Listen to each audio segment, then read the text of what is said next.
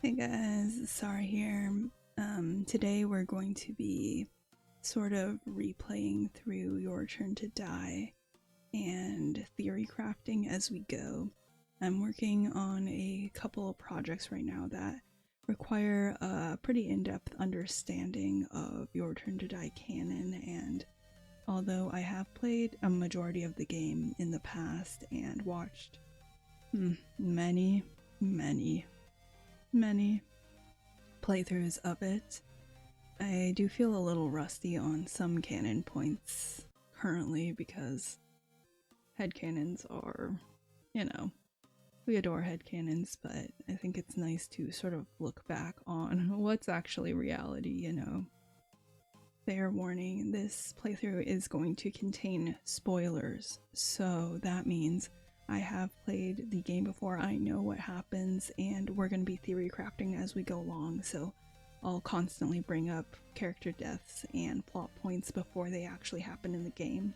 So if this is your first time watching Your Turn to Die, please go play it or watch a different playthrough. I highly recommend Manly's, but Your Turn to Die does have an official English release now on Steam, and it's not that expensive, so if you want to support the creator, highly recommend. It also comes with the bonus mini episodes, which, if you haven't seen them yet, they are on my channel. The playthroughs are a little chaotic, but I might even redo them sometime. So, spoilers, you have been warned. Second point, Your Turn to Die does generally make us a little bit, I don't want to say manic, but manic's a pretty accurate word. Things to do with the game generally get us pretty hyped and very high energy. I'll do my best to try to keep it on the down low. I am running low on downers, so I haven't taken any today. I'll just sort of try to cut it out during editing if I get too overexcited, but if it is still unbearable, let me know and I'll try to pop some pills before the next episode. Okay, I think that's enough rambling. Let's get into it.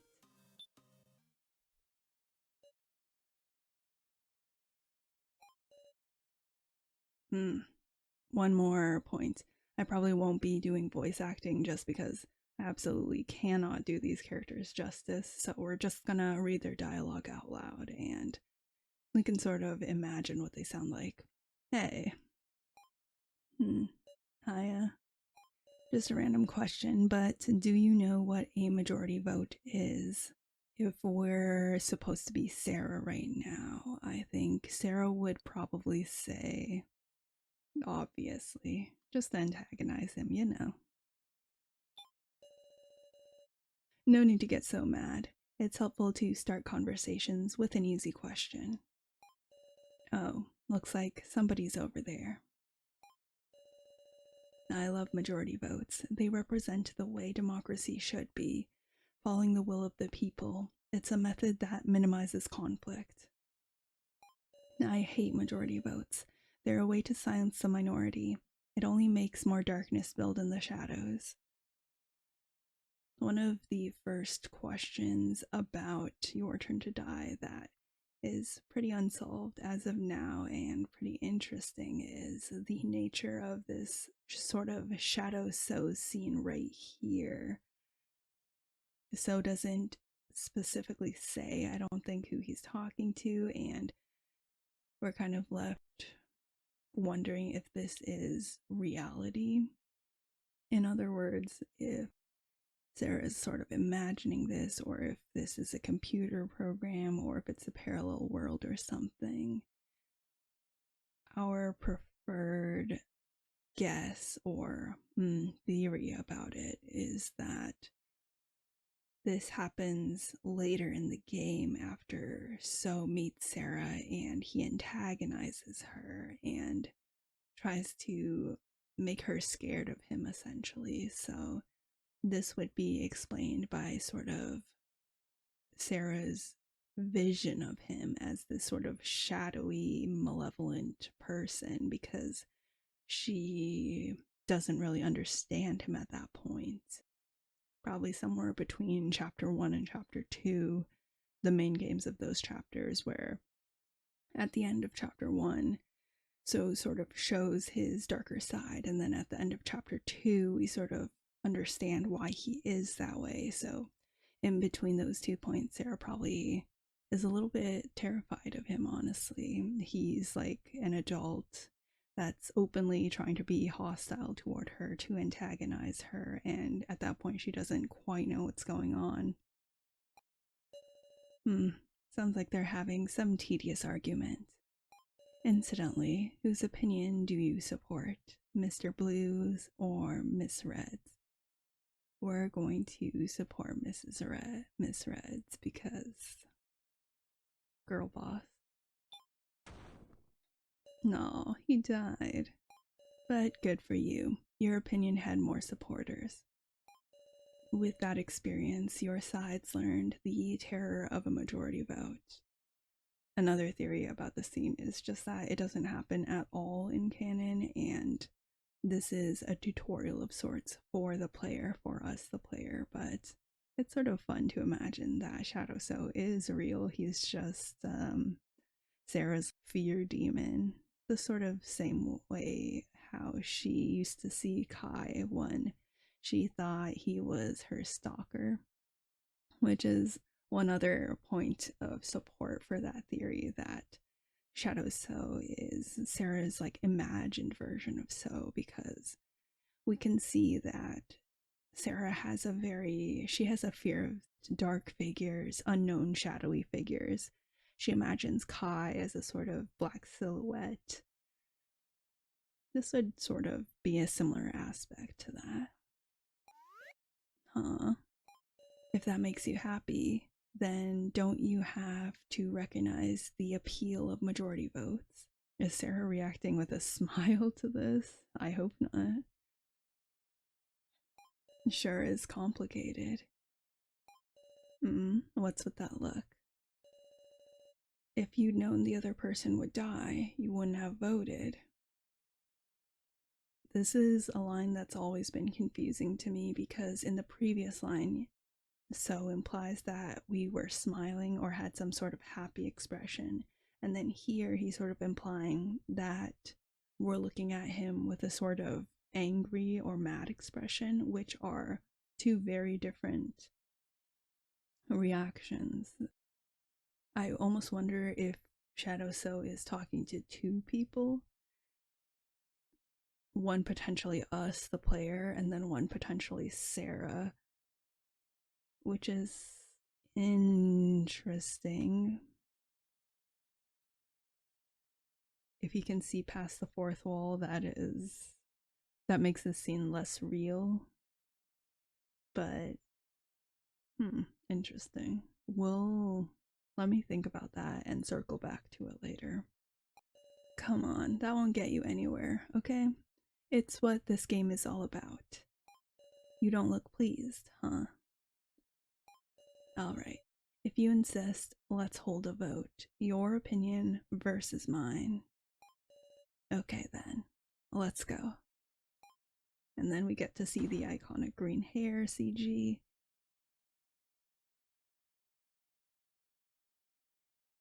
So before we move on to Keiji's little creepy foreshadowing scene, let's talk about Shadow So's scene for a moment. In that scene, he didn't say Sara's name once. So,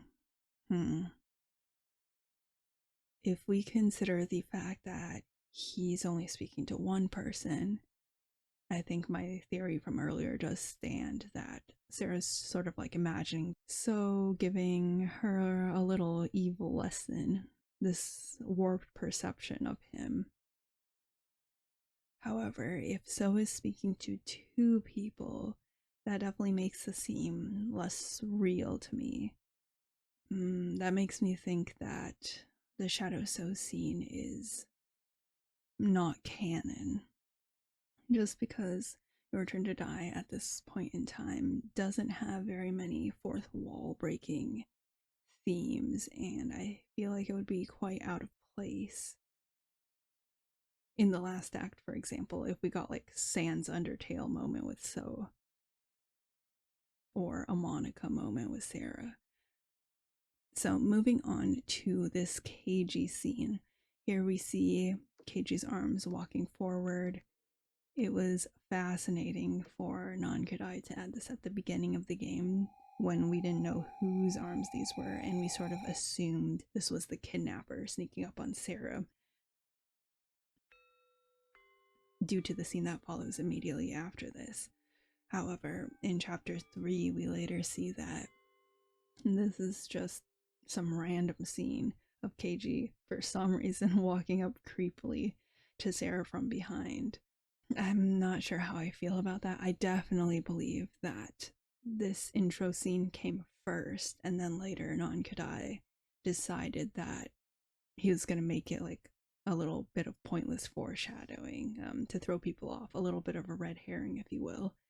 Because why would Keiji be walking zombie style up to Sara from behind? Like, obviously, it makes sense that he would be approaching her, but I don't think it makes sense that he would be holding out both his arms like a hopping zombie or anything. Anyways, regardless, I did really, really like that reveal at the beginning of the game. It's a very effective scene to amplify the tension and horror, because we don't know it's Keiji. We don't know it's like this little bicep dude who's going to be our sidekick.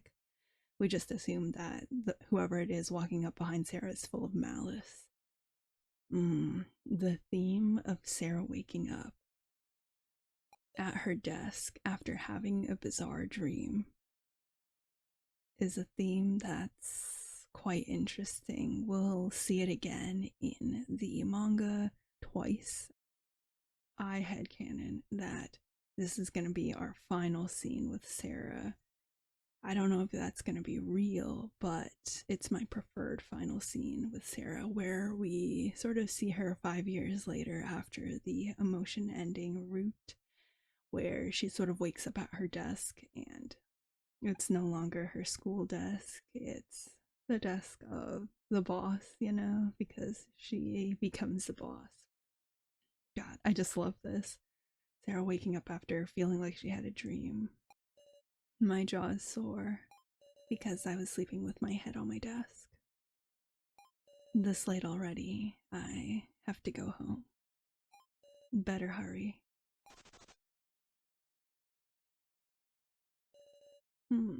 Actually, I never noticed that we don't see her classroom here at the beginning. I don't think that's implying anything malicious, like the classroom we see in the game isn't her classroom. It's interesting. It's probably because he hadn't drawn the background for it yet at this point in time.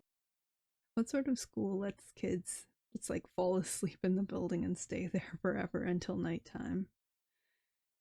Obviously, it's not like pitch black in the real world of the game like we see on screen. It's not like 12 p.m., but I love imagining they just left the kid there asleep at the desk for hours. Like, if anyone breaks in, oh yeah, they'll absolutely kill that kid, but it's fine, you know, the school doesn't care.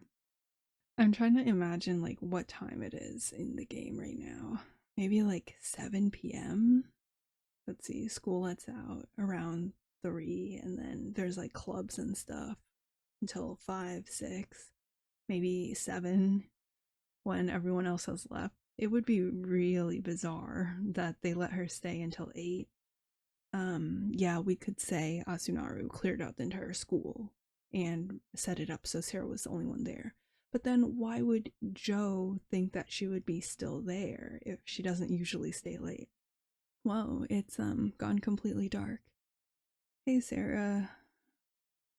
Hey Sara, darling. No, before she got her under eye bags. So young and squishy, pre-trauma, pre-death game, pre-horrific things that happened to awaken the girl boss god inside of her.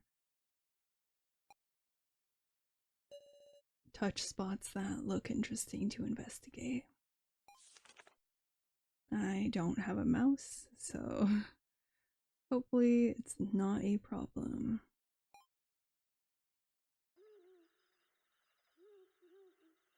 I'm avoiding the spots we're supposed to click on purpose just to sort of check it out, but actually, it's quite interesting that I don't think we're allowed to miss these spots.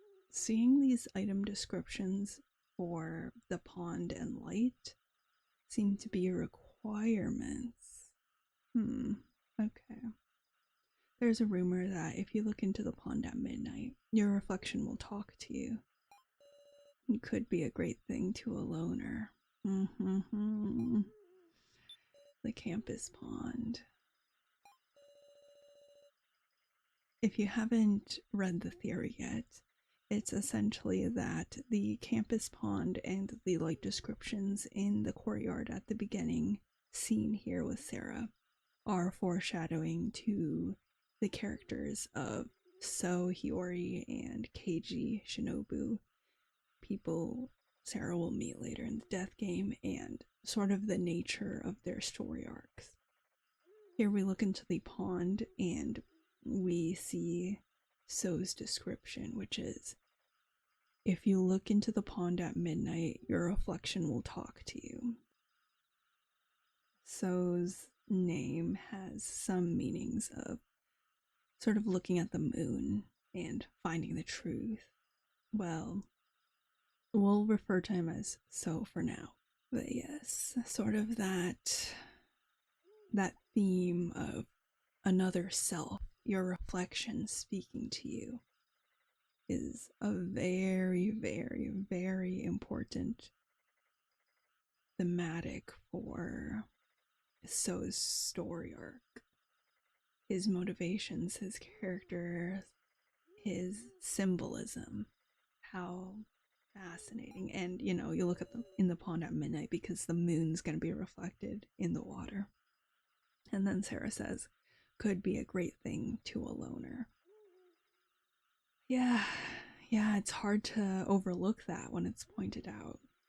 I think I first saw it in an essay on Tumblr, but fantastic. It's just one of those sort of things where once you see it, you can't unsee it. Sara uses this one specific term, could be a great thing for a loner, and we know that it's referring to So. The more fascinating one is the light, which refers to Keiji. So we see this blue for So, this sort of melancholy tone, and then we see this bright, shining, warm-looking light for Keiji. And then Sara says, the light's on. Maybe it's the guard. And then she says, thanks for your tireless service. This is sort of the dialogue that a lot of people use to thank members of the army, the police force, firefighters. That sort of branch of occupation. Seeing the school like this, it feels totally different at night. And then the light goes out. Just, oh my gosh. I do not think this bodes very well for Keiji's chances of surviving the death game, but I think it's very, very thematic. Sara says afterwards, I have to walk home when it's this dark. Sara refers to the light as representing the guard that's constantly there for her, constantly on her side, very much like Keiji. And then when the light goes out, it implies that he's no longer there for her. He no longer has her back. But maybe at the end of the game, she won't need a guard. She won't constantly need him to watch over her because, let me just plug in my laptop so it doesn't turn off, because she'll be a stronger person by that point. And so good. I have incredibly high hopes for Keiji's story arc resolution, and I hope he puts up a good fight, but I hope in the end he's gracious about it and we're able to have some fond memories of him. And I hope he doesn't have a complete character assassination moment. So now we can click on the front gate. Before, when I clicked on it, it didn't prompt any dialogue, which means these two foreshadowing moments are way more intentional and important than we originally perceived them to be when we first played. The front gate of the school, can't go home without going through it. I don't want to leave yet. Oh, and then the figure appears. I think this is just implying that Sara didn't want to leave yet, not because she had something weird and nefarious to do, but because she's just scared. The schoolyard's a very familiar place to her. And when she leaves the gates, it's like stepping out of somewhere familiar and safe and into somewhere potentially dangerous. Before we go to meet Joe, let's take a look at this ID card real quick. On the item screen, we see Sara's school ID. Here we get a picture of Sara. It says she's a student of Sonobeno High School. She's a second year. I'll get into that more later, but she's 5'5". It's hilarious to imagine that if Sara just puts on like sneakers with a little bit of heel, that she'll be taller than who's only 5'6". This person is confirmed as a student of this school, Sonobeno High School principal. I think this just means that the principal signs IDs essentially. Oh yeah, this is an official ID and not a counterfeit one or anything. Interestingly enough, Sara's ID number here says Samurai Ona, which is not an ID number. I'll do more research into it, but am I wrong to assume that ID number should refer to a number? Or is it sort of like a car license plate where students can choose to write like a witty little message instead? Regardless, there's some wordplay scramble we can do with this. A fan did it in the past where they managed to spell out Asunaru using the letters from here, which, let's see, ASUNAR. Yeah, all the letters are there. Interesting.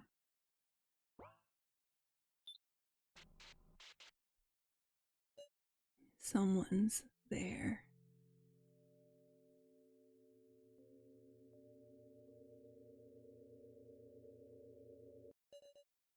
What you doing, Sara? Joe. I haven't seen him in a while. Feels nice. Joe Tizuna, or rather Joe, my classmate at school. We often found ourselves together. You stuck around this late for clubs? I was gonna wither up from waiting. You stuck around this late for clubs? I was gonna wither up from waiting. Why would he wait? So, in Sara's mini episode, we find out that Joe and Ryoko's date was just before this, maybe like 30 minutes. It ended 30 minutes before this. And then Joe said he's gonna go back to school to check up on Sara, meaning he knew Sara was at school. And then when Ryoko offers to go with him to check up on Sara together, there's this really bizarre moment of tension where they have this unspoken agreement without telling us their reasoning. Joe goes back for Sara, and then Ryoko, we presume she goes home. One, why does Joe know that Sara's still at school? Two, if this is like a common thing that Sara's usually always at school and they walk home together, why would Joe ask if she was at school for clubs? Or maybe the entire thing's harmless.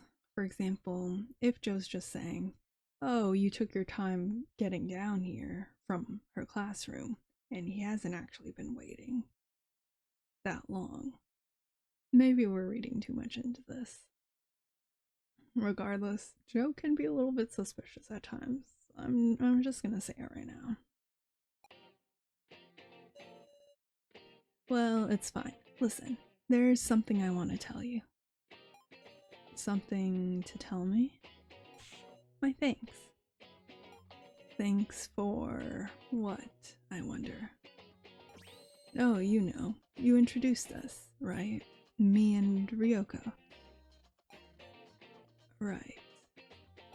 She's such a good girl. I'm totally moved, honestly. Cute, huh? Sara calling Ryoko cute. Yes. Adorable. And I saw her swallow a doner kebab whole today. She's a real glutton to boot. I think they fixed this translation. Originally, in the English translation, I believe it said that Joe ate the entire doner kebab, but I think this is the correct one, that Ryoko was the one that actually ate the kebab. A whole doner kebab. Is Sara expressing surprise here? I hypothesize she actually is. It's possible that Ryoko acts very differently around Sara than she acts around Joe, which is also probably very different from how she acts around other people. Sara is pretty important to Ryoko, and yeah, I definitely see her either holding back or letting go when she's around Sara. Like, maybe she has so much fun around Sara, she doesn't usually even eat that much. Or maybe Ryoko's a little bit more conscious when she's around Sara to sort of look very dainty and cute, which, you know. Sara's saying, wait, you went on a date, implying she didn't know that Ryoko and Joe had a date today. Was on it till just a second ago.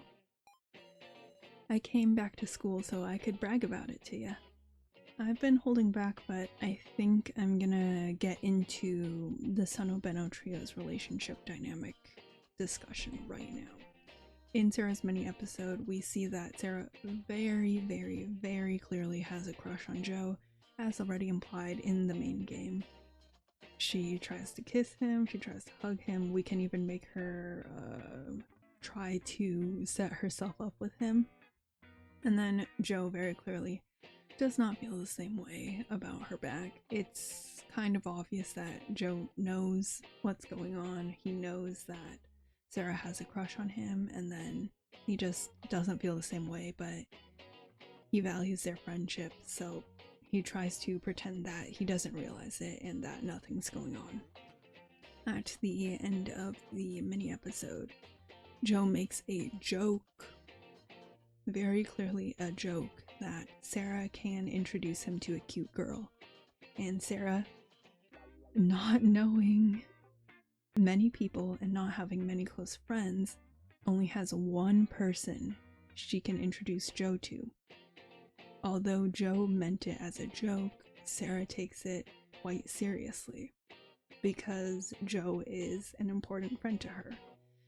And she says that she'll introduce Joe to her best friend, Ryoko, who is her only other friend in Sanobeno High School that she's extremely close to.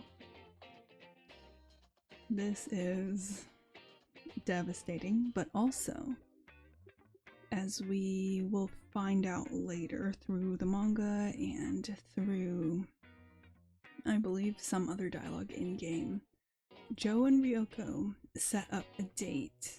However, Joe bails on Ryoko on that day.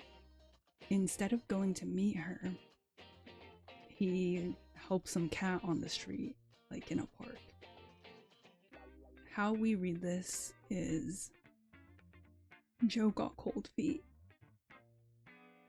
At least that's how we read it before, or he just got distracted. But now, after taking sort of everything into account, I'd say a better theory is Joe decided not to date Sara's best friend because he didn't want to change the sort of dynamic of their group. I think that is honestly an amazing explanation for it, because it shows that Joe is emotionally intelligent and more mature than Sara. So Joe made a joke to Sara. He was like, oh, maybe you can introduce me to a cute girl, to sort of lighten the mood and stuff, and just because he didn't want to ask anything of her. And then Sara takes it too seriously and she says, yeah, I'll introduce you to Ryoko. And then she goes on to do just that, because Sara's very straightforward, quite dense, and a woman of her word. So she introduces Joe to Ryoko, and Joe has no choice really but to ask Ryoko out, since he said he wanted to go on a date with a girl. He asks Ryoko out, Ryoko says yes, probably begrudgingly, and then they set a time and place to have their date. And when that day comes, it's raining. Joe decides he is not going to go on that date. So he goes to a park instead, helps a cat in the rain, and then Sara stumbles across him and they help save this black cat. And then later, we find out that, unknown to Sara, Joe and Ryoko rescheduled their date to the night of the death game. The question is, why? My answer to that would probably be not that it was necessarily by chance, but more they had to have their first date on this specific night because Asunaru made it so. Why would they choose to reschedule their date in the first place? My answer to this would be, it's complicated.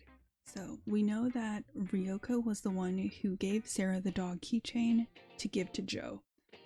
It's a pretty good inference that Ryoko knows that Sara has a crush on Joe. And then it's also pretty obvious that Joe knows Sara likes him, but he doesn't like Sara. Where does all this leave us? Joe's put in a pretty rough situation where he doesn't want to break Sara's heart, so he's trying to let her down easy, but he also doesn't want Sara to keep having these feelings for him and string her along. He decides maybe that he's gonna go on a date with another girl just to show Sara that, look, he doesn't like her, you know? There's nothing wrong with Joe not liking Sara. That doesn't mean there's something wrong with Sara, you know? That's the message he's trying to tell her.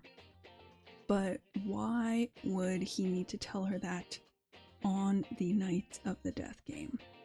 My theory for this would be that Joe is moving. Maybe this week, or maybe like this night is the last night he's gonna be in town. This could be for any number of reasons, like Asunaru's a megacorp with tons of money and power, they're super corrupt. They could do anything from, for example, killing Joe's mom and making it look like she passed away, to foreclosing Joe's house and forcing them to relocate to another place due to their financial situation. We know Joe's pretty poor due to his father passing away. His classmates make fun of him in the manga about it. Or Asunaru sent someone to seduce Joe's mom and date her, and it's been building up, and then recently the man invited Joe and his mom to live with him at his house in like a different city or part of the city where Joe would have to go to a different high school.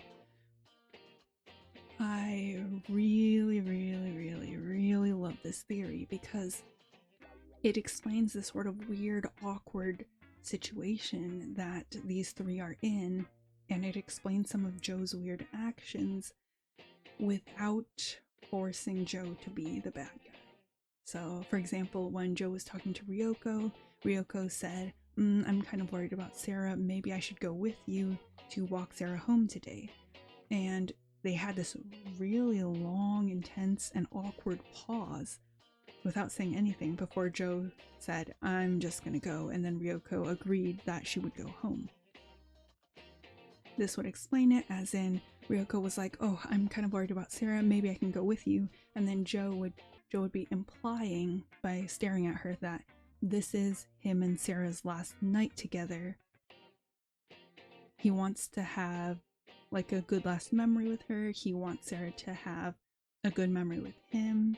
He sort of maybe wants to bring up their date without it being super awkward. That way he can be like, oh yeah, me and Ryoko went on a date, it was chill.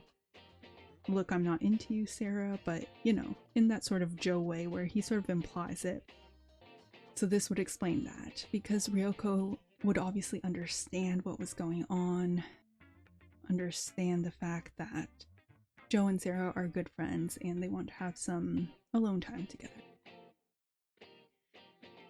We will get into Joe's more suspicious lines later, but this would sort of explain it without the need for Joe to be Jonko and Oshima or anything. Okay, moving on. Joe says, I came back to school so I could brag about it to you. And Sara says, you should have just gone home. We see Joe through Sara's eyes most of the time, so this is particularly why I love Joe having more depth and complexity. And I think that's possible because Sara very clearly has an idealized opinion of him. If we only look at Joe the way Sara sees Joe, we see him as a puppy boy, you know, that very happy sunshine, never can do wrong, positive energy dude who's sort of a maniac pixie dream boy. But if we think about Joe's family situation growing up after Keiji killed his father, their low-income household, and the other ways Joe acts, he's clearly a lot more mature than Sara, and he clearly has some more depth that Sara doesn't see. This is why I think he didn't tell Sara he was going on a date this day, because his life doesn't revolve around Sara, and this is why Sara is so surprised and maybe even a little hurt. Maybe she interpreted Joe bailing on Ryoko the first time as Joe saying he wasn't into her, Ryoko. Joe didn't tell her that he was going on a date because he doesn't need Sara's approval to go on a date. And then now he's telling Sara that he did go on a date after the fact because he wants her to understand that he's not interested in her. Sara says, you should have just gone home. And then Joe says, all right, bragging complete. Let's go home, Sara. Let's go.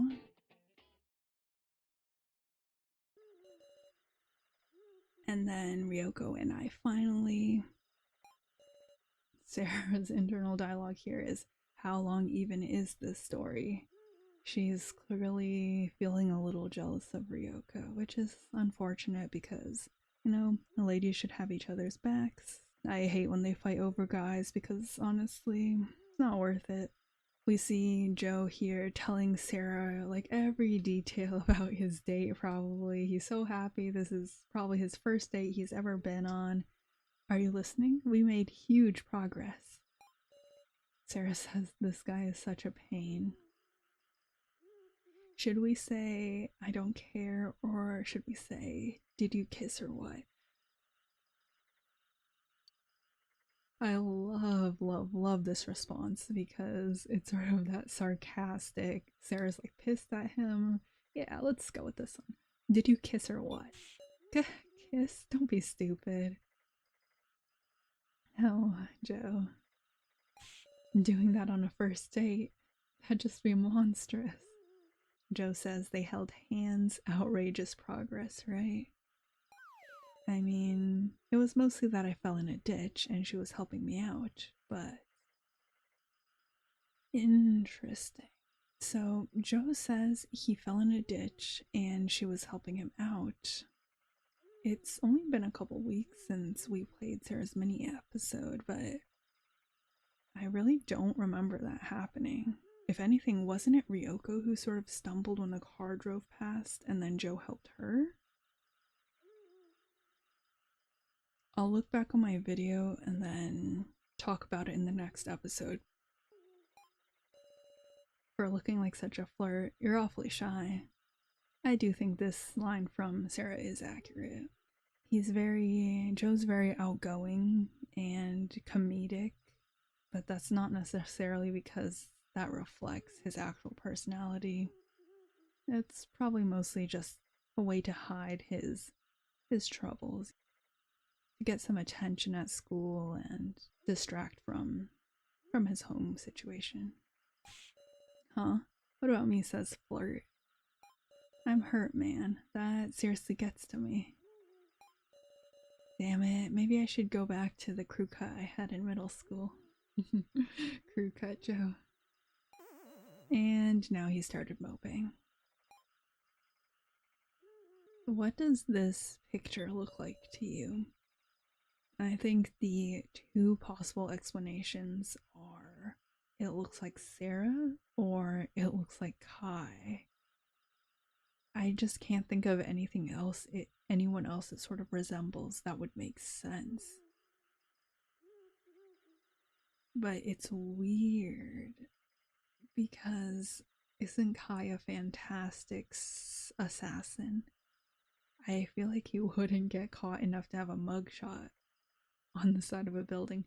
Maybe it's a sort of caricature, you know, like the neighborhood watch signs you see around sometimes where the suspicious dude has like a trench coat and it's a vector art form of him and it's not like a real person's picture. Maybe it's something like that, and it just happens to resemble Kai as a cheeky nod to us, the player, that, you know, the suspicious person maybe looks like Kai. A poster warning to watch out for strangers. Sara sort of looks at this poster for a long time, and then Joe notices what Sara's feeling. The way he doesn't say anything about it. Okay, I don't think there's anything else we can click. A faint streetlight illuminates the area. I've rarely ever walked home at this hour. It feels really dark.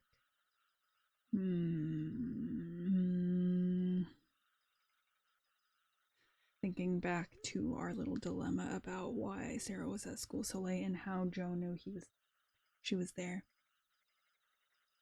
Maybe the explanation would just be that Sara was drugged or something by Asunaru, so she fell asleep at school for longer than she usually does. And usually Sara and Joe walk home, so Sara was drugged and then Joe was on his date with Ryoko. So they just happened to be out later than usual, and then Joe went to the school because Sara was waiting for him. Maybe it is like 9 p.m. or something. What's up? Want to hold hands? Yeah, let's do it. And then Joe says, on second thought, you'd probably crush me with that amazing grip of yours. Nah, forget it, Sara. I love just Joe making jokes to lighten the mood, and then Sara taking it completely seriously, and then Joe having to pivot on a dime to sort of avoid the implications of it. It's not like I'm boasting about it, but real talk, showing that he was joking before. Wouldn't it help things if you got a boyfriend? And then here he's implying, clearly not me. You can't sleep right because of your stalker. And then here Joe's showing that he does know about the stalker. Sara says, is that why you always go home with me? So they do often walk home together. And then Joe says, dummy, I just wanted to brag. Let's say, thank you. For what, man? Well, if you just feel like being grateful, I won't stop you. Alright, let's mosey along now. I love that Joe uses words like mosey. Your parents will be worried if you're late. Right. Oh, there's Kai. Kai's eyeballs. I love that motif for Kai. The eyeball motif. I honestly wish that the hallucination designs were more creative, because incorporating each character's specific representations into their hallucinations would have been amazing. It would have been next level. Instead of all of them just being time saving, obviously he wanted to focus on other stuff, but instead of them all being that red mosaic pattern just overlapped on top of their sprites, it would have been so cool if there was more body horror. The series isn't that dark in tone, but God, it would have been so cool. And what if he was an amalgamation of eyeballs and shadows, because that's how Sara sees him here, as that stalkerish figure. Joe, run. I wonder if Joe sees that. I think here it's implied that he doesn't see Kai as perhaps anything other than a normal person, and doesn't register that he's the stalker. And then Joe says, huh? Maybe he doesn't even see the person before Sara pulls him away. And then they just run all the way to Sara's house. I think this shot of her house is a pretty good representation of the idea that Sara's family is at least middle class or upper middle class. Obviously they have ties to Asunaru, so they're probably pretty well off, but even just from this alone, like if her parents were innocent and they didn't have ties, we can just see that they live in a single family home, or at least half of a really pretty big townhouse. And Joe says, we made it home. Interesting that he doesn't say we made it to Sara's home. Joe says, it's okay, should be fine now that we're here. Let's say I'm relieved, because in the game, Joe does some suspicious things following this conversation, so let's make it more suspicious by Sara giving him no reason to stick around. I'm relieved. If I'd gone home by myself, that guy was staring, and it seemed like he was trying to talk to me. Well, your parents are waiting, Sara. Yeah. Hey, Joe. Thank you. That's all good. See you tomorrow at school. Okay, guess I'll go in. So here we see Joe and Sara part ways. But then later Joe's gonna come back into the house completely unprompted. This doesn't happen in the manga, so I'm pretty sure this is just, it wasn't meant to be foreshadowing, it was just to move the plot along. But then later, even later in the death game, Joe has some suspicious lie about punching the kidnapper or something, where it's pretty clear that he's just making shit up. I wonder what's going on with that. Honestly, I don't know if we've gotten to that part in the manga, just because reading the manga gives me a fucking headache. Anyways, Sara says, okay, guess I'll go in. The house lights aren't on. The house nameplate. I can see the living room through the window, but the lights aren't on. Is it normal to have a nameplate in front of your house? A fancy lamp lights up the front porch. So it's not a power outage. I see it a lot in shows and stuff, but it is not common where I live. There's just like a house number and that's it. It's for like mail and stuff. My good old front door. The door's unlocked.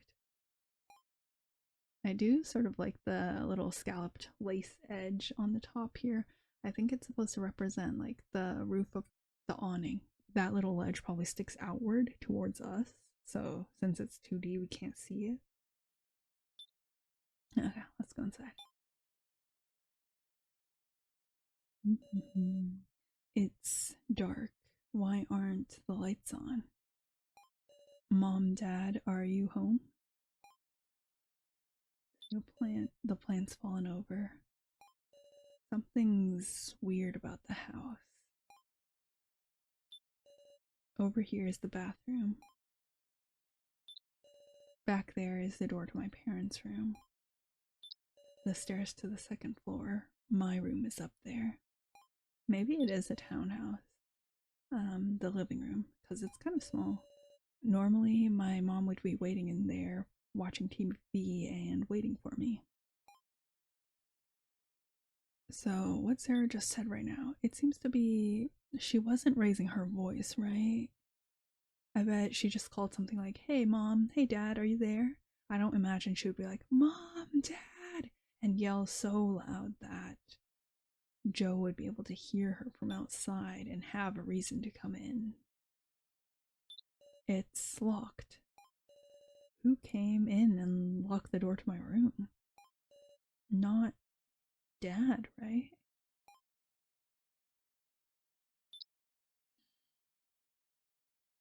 It's kind of weird that Sara wouldn't have the key to her own room. Maybe like she never locks it. Because we live in like different situations, but I always have the key to my room on me. Okay, let's go to the living room. It's pitch black. This is bizarre. There can't be no one here. I'll turn on the lights. Too dark to see.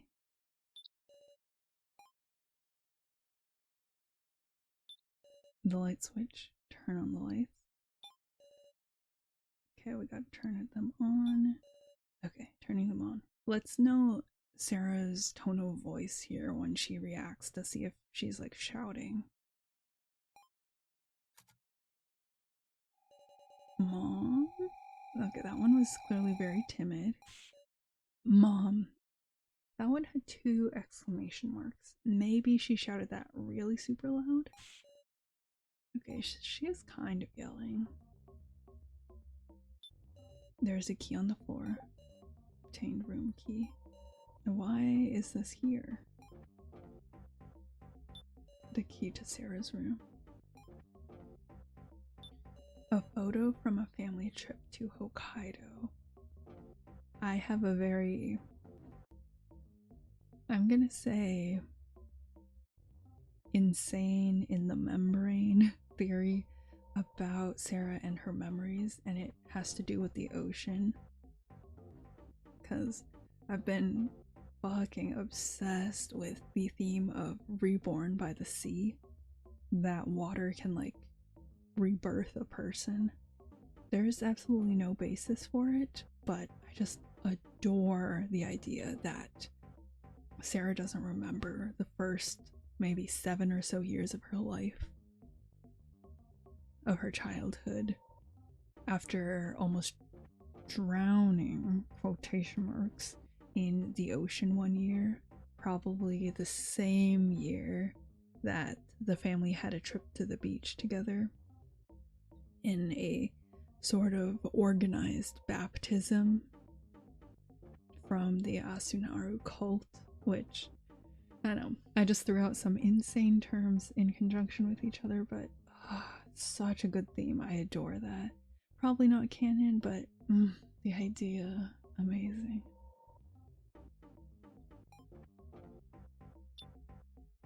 Bookshelves, ranging from Dad's complicated books to manga and magazines. They're not organized at all. it sort of also allows a little leeway. For example, if the mastermind or something met Sara early in her life, this would allow Sara to not remember that. So, you know, a little story reason, a little theological reason. Here we see that Sara's dad reads complicated books. I wonder which fields they're in and what this sort of implies about Sara's dad, who is pretty, like, we're 99% certain he's Meister at this point. But yeah, maybe it's robotics, maybe it's AI engineering, maybe it's mechanical engineering, maybe it's psychology. As we see, Asunara does a lot of research into positive and negative emotions. Maybe it's on memory and the human brain. Maybe it's like neuroscience, but ooh, delicious, delicious theories.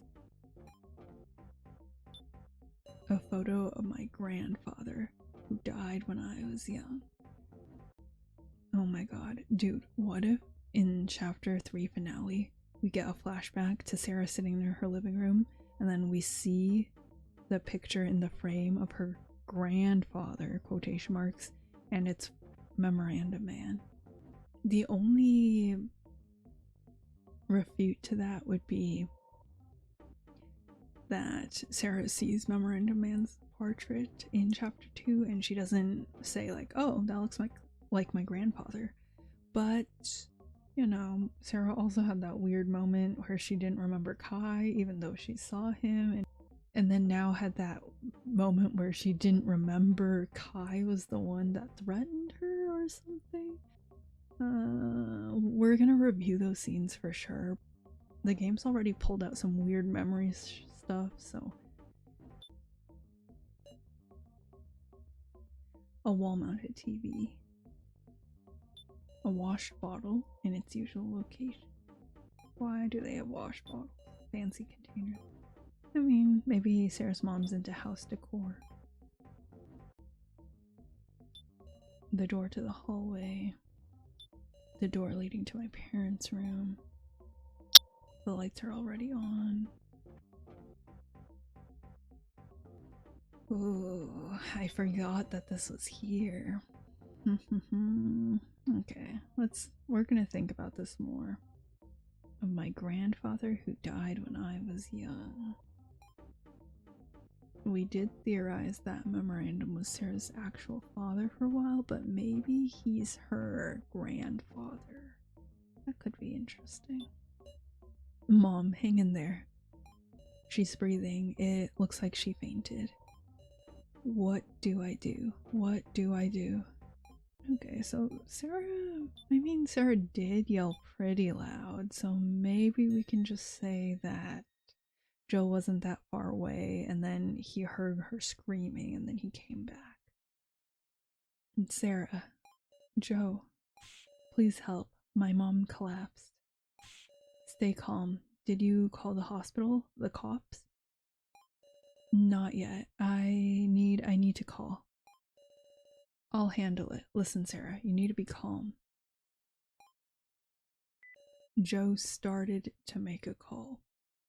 Notice here that Joe is the one who volunteered to call the police, and the narration says he started to make a call. I don't believe Joe actually called the police. Maybe he intended to, maybe he didn't intend to, but yeah, I don't think he called the police.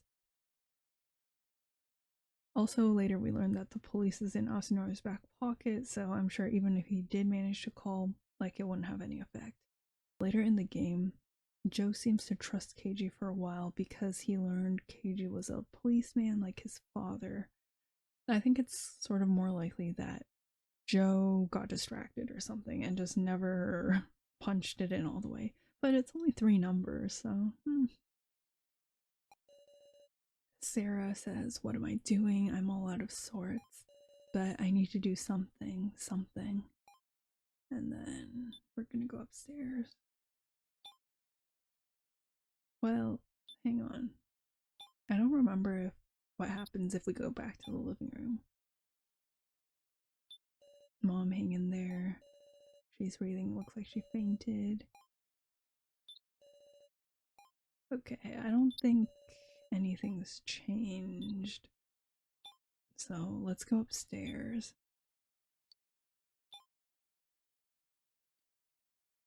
Why does the hallway to Sarah's room look like a concrete jail block? Probably just minimal styling, but it's so funny to just imagine this is how it actually looks. Like it's just bare concrete, like an unfinished basement.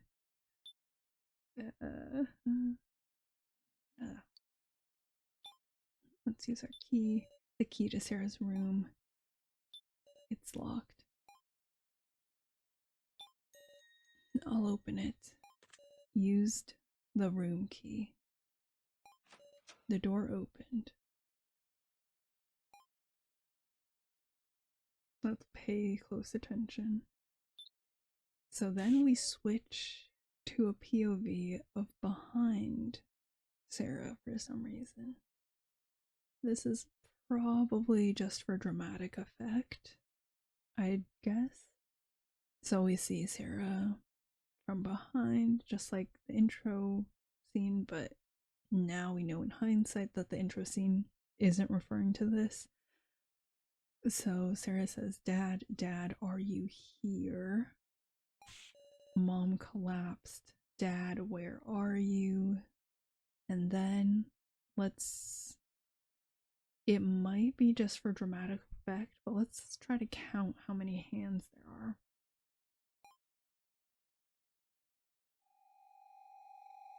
Three.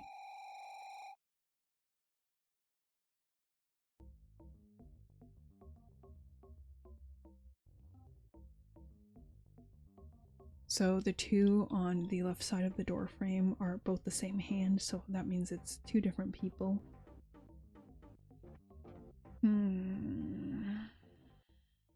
Interesting.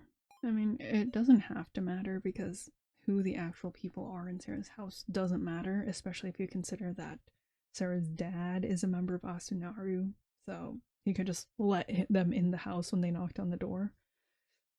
But yeah, interesting. It seems like at least 3 people were there to take Sara to the death game, meaning it's pretty unlikely to imagine it was Keiji or someone kidnapping her. It's probably literally just Asunaru grunts, maybe even dolls or something. They're just grabbing her to transport her.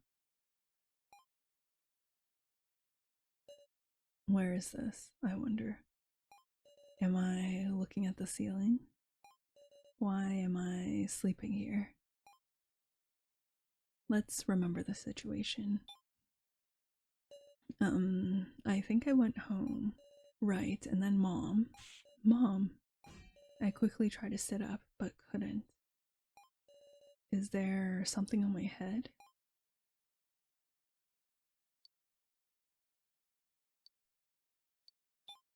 I fearfully touched my head. It was some kind of belt or machine. Am I being tied down? It's like some kind of restraint. No way. What's the meaning of this? My temperature rose. Suddenly, fear awakened in me. No, where is this? Somebody. I had no freedom to move. Beside my head, my left arm, torso, and legs also seemed to be restrained.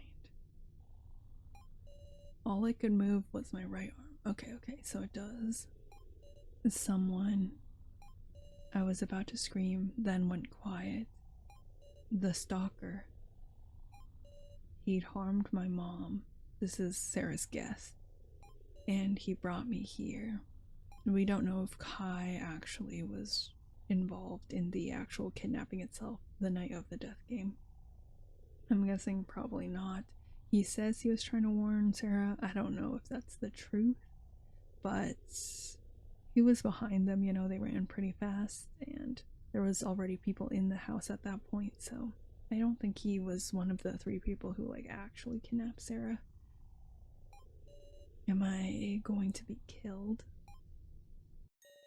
Sara, are you there? That voice. Joe, is that you? Are you next to me? Yeah, but I can't move. Can you do something? Joe's in the same situation. A phone.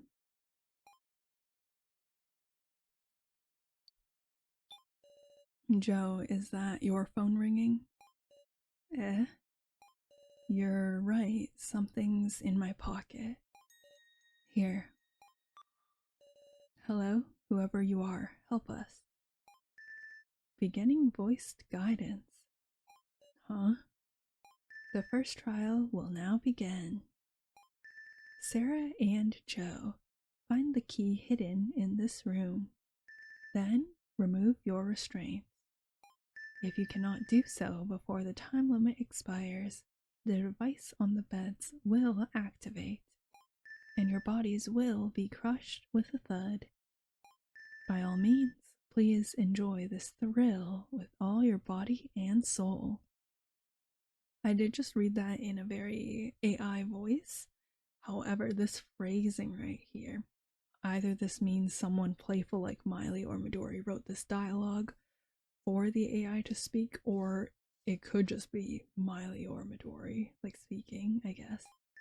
The time limit is a healthy 5 minutes. Okay, let's look out for those words later. I don't remember like their specific speaking styles, but a healthy 5 minutes, a healthy amount of time, and then a thrill. And note that there is only one key, so please discuss who will use it. What the heck is this? The first trial? We'll die in 5 minutes? Ugh, what are we gonna do? There's no time to fret about that. Joe, check your clothes. Yikes. When I took the phone from my pocket, I might have dropped something. Imagine if when Joe took the phone out of his pocket, he accidentally dropped the key and it slid off the bed out of his reach. They would both be dead. No way, pick it up. Got it. Grabbed it. It's the key. Alright. Hurry and use that key. You sure? If I do, you'll... If that voice was telling the truth, I might die. But, Joe, I'm sure you can figure something out.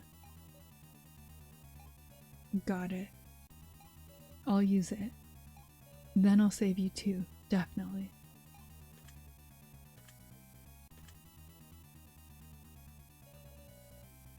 I didn't really notice that in my first playthrough or until now, but I think it's just an effect of the light and her skirt having like a red tint.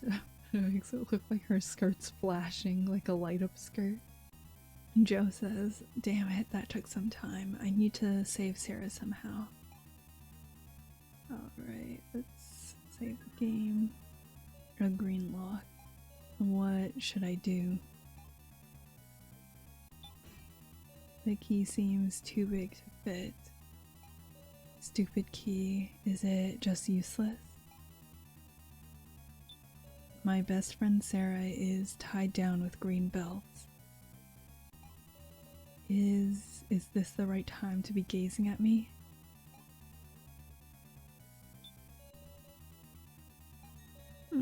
Did a bit shave off the end of the key. I wonder if Joe got tied down with red belts. That would be kind of fun. Some color coordination. A little bit of green is showing through at the scraped end. I get it. It was once a green key and it's got red resin stuck to it. If I had something to scrape it with, maybe I could revert it to a green key.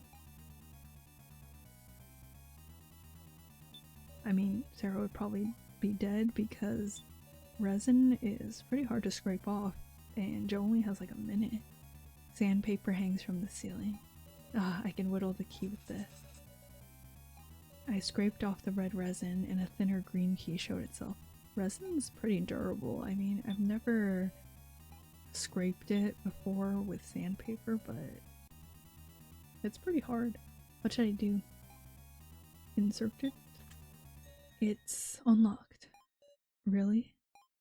I'll remove these right now.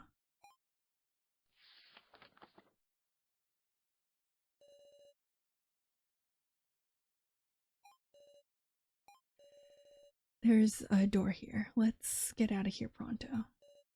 Wait, Joe. Damn, it's pitch black. I can't see a thing. Go along the wall, or we should stay put. Let's go along the wall. Left is a dead end. Seems we can only go right. I mean it, Sarah. Don't let us get separated. Right. We kept going straight ahead. But as far as we walked, we didn't see any light. It seemed to be a very long hallway. Or maybe we weren't advancing much at all. I wonder where these rooms are. They said left was a dead end. And why would they have a very long hallway? I've been trying to put together a sort of facility map for a while, like a floor plan, but it's kind of complicated because Sarah gets knocked out a lot, so the kidnappers could just transport them like anywhere.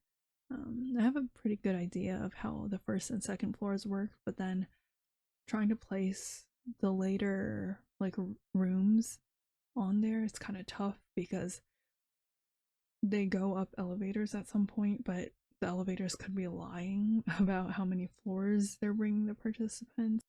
It could be very complicated, and I wonder if the floor plan and the nature of the facility is going to have something to do with some of the puzzles in the finale. For example, in the RPG game Angels of Death, spoilers for that game, by the way, if you haven't played it yet and care, just mute for a little bit.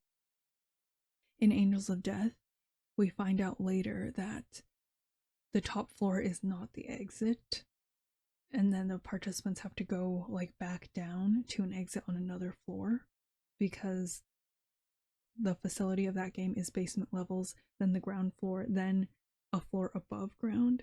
So I wonder if there's some kind of weird floor scenario going on here where, for example, they're going to go to the 6th or 7th floors, and then they're going to have to go back down to like floor 4 or 5 to get to the exit. Interesting. If it doesn't play into the puzzles in the finale, then obviously it wouldn't be important, and I wouldn't mind, just putting together a fun possible layout. But if it does have meaning and is important to the actual puzzle, then obviously I don't want to just guess. It seemed to be a very long hallway.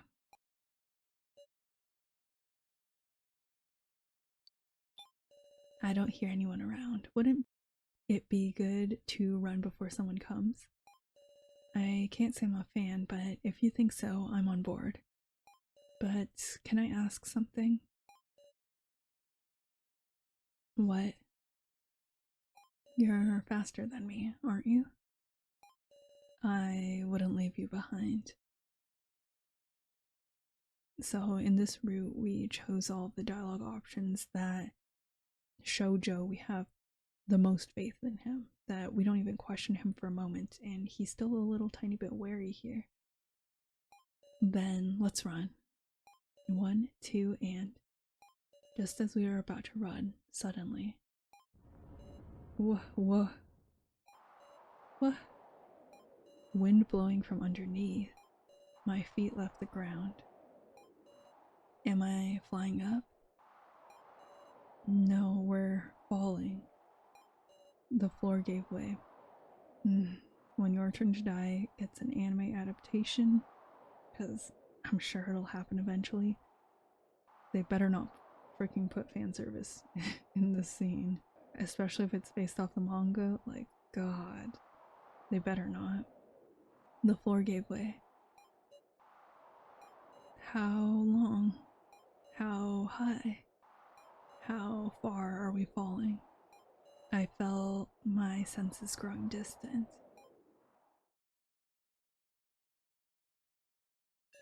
Hey, get up.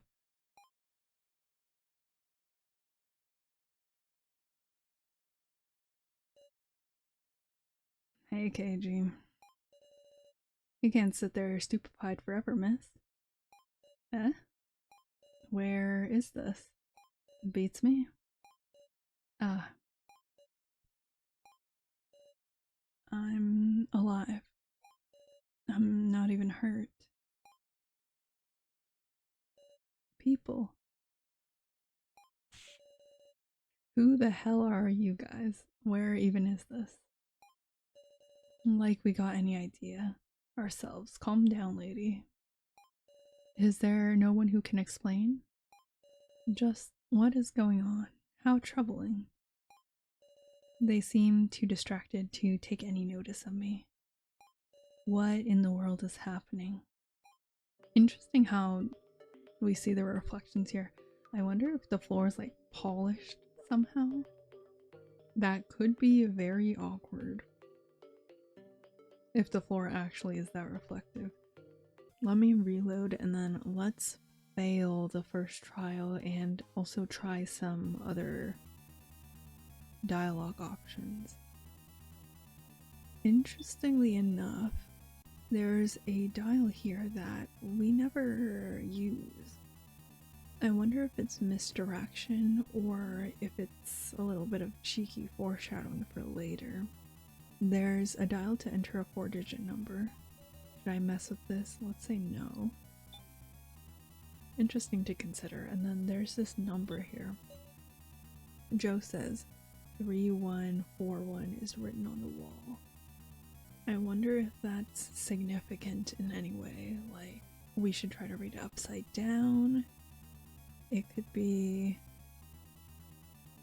IB, or should we try to scramble the letters? So it could be IHIE or IHLE. I wonder if it could possibly spell a name or be a code to a later door. For example, maybe it could be the code to the exit. Oh, okay. Let's see the bad end. Time is up. Hey, hold on, wait a moment. It's also interesting just to think about how these beds work because a mattress crushing someone seems difficult. Commencing with execution. Help me, Joe.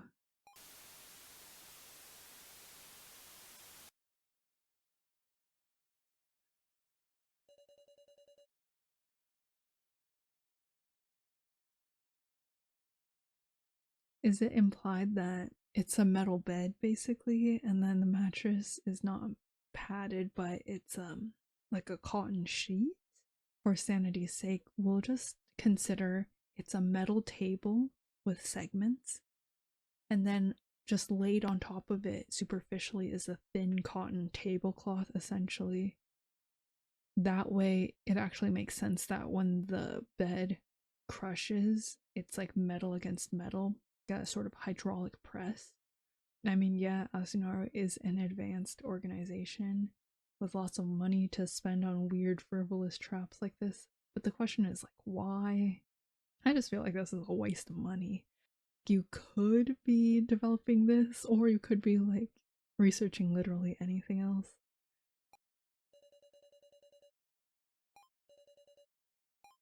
Joe's morning, Sarah. We get our first game over screen. And then let's succeed again. And then I'm gonna pay closer attention since I was talking last time. Also, we should discuss whether or not this first trial is possible for Kana. And I'm actually gonna be in the camp that it wasn't possible for Kana. We only see Sara and Joe's room, so we don't even have any clue what Kana and Kugi's room look like. However, the yellow box that Kyutaro has accounts for 2 successful keys and 1 failed key, so basically they wouldn't have been able to open the box if Kugi survived, leading me to think that Kugi was meant to die.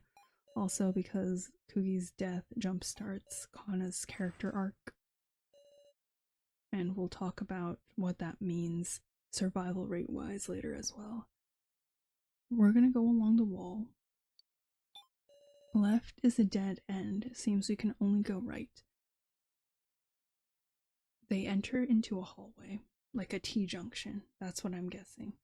And then on the left is like a wall. Okay, so that does give us some idea of what the facility hallway looks like. And then so they have to turn right. Possibly on the left there's another room with like a mirrored T-junction, so those people can only go left. It's possible on the left is the room where Kugi and Kana are having their first trial. And then Joe says, "Don't let us get separated." We kept going straight ahead. So basically they turned left and then they kept walking for a long time. And then let's try to use the phone for light. That phone you used earlier, could you try using that to light the hallway? Joe says, "Nice one, Sara. Man, you're smart." And Sara says, "Did you bring it?" And Joe says, "I left it back there."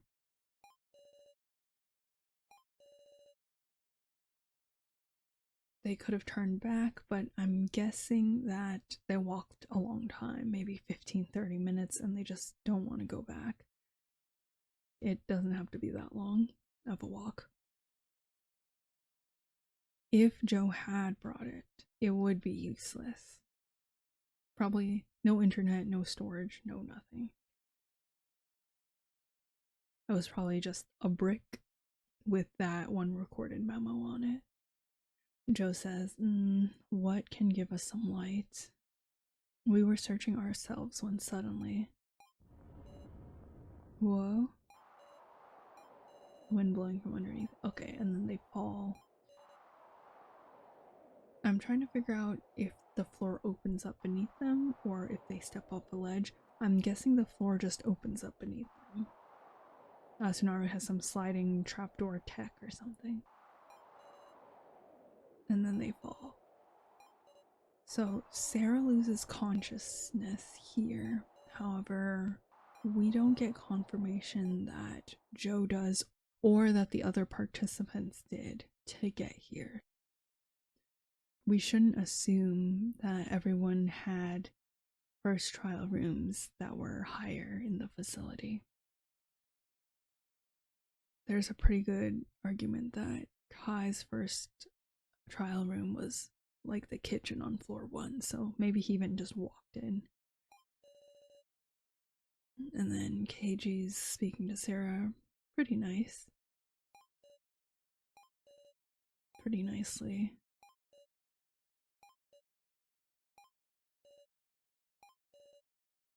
And then Sara says she's not even hurt after her fall. Meaning it was either not that long of a fall and she just fainted because she was freaking out, or Tsunaru had some sort of padding, cushioning, or probably something like that.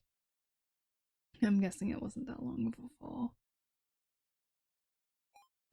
And then we see Reiko. She looks kind of pissed off, but she is more hot-headed. I mean, past Reiko was really hot-headed from what we learned from Alice. I wonder if this sort of foreshadows that her first trial was something that really freaked her out as well. I'll explain my horrific ideal theory about Reiko's first trial later, but yes.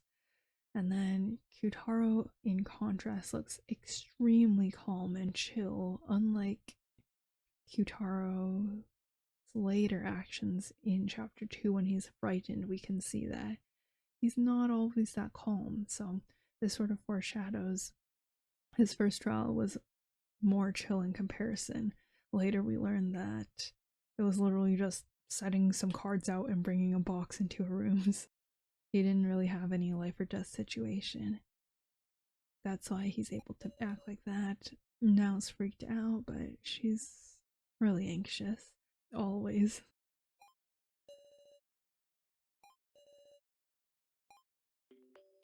Interestingly enough, all the characters here have their faces turned toward Keiji, and then Cotton is just sitting in the corner because she's like freaked out. But yes, this shows Keiji's pretty amazing member of society. Amazing as in impressive, not amazing as in good. He commands attention. He has that charisma. If Sara wasn't a part of the death game, he would be the victor. They're just all turned toward him. He's probably giving a speech or something. He's providing reassurance. This charisma is not reflected in the manga. It's useful in some aspects, but just so disappointing in others. Anyways, I think I will end the video here. We got to see a couple fantastic scenes. It went a little longer than I expected, but that's fine. The videos in the series are probably going to be pretty long. The Shadow Sew scene, I think they have some pretty good ideas about the nature of that, except for the fourth wall break aspect. And then we saw the Keiji Arms scene, which turned out to be harmless, which is something that happens again later with the emails. And then after that we get the Death Game Night scene, which is a fantastic start. I do wish it wouldn't make Joe seem so suspicious if he's actually innocent. It definitely does seem like it's foreshadowing some Joe shenanigans, but I hope not. That seems very theatrical. And then we get Joe and Sara's first trial. Compared to some of the others' first trials, it doesn't have as big of an impact on the story, but it does give us some insight into Joe's personality, his sort of cautious side, which we'll see more of going forward.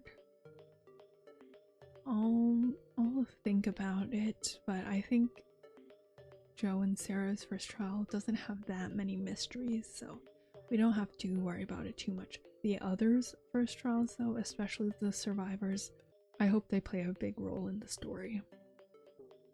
Thanks for watching if you've made it this far, and yeah, have a good night.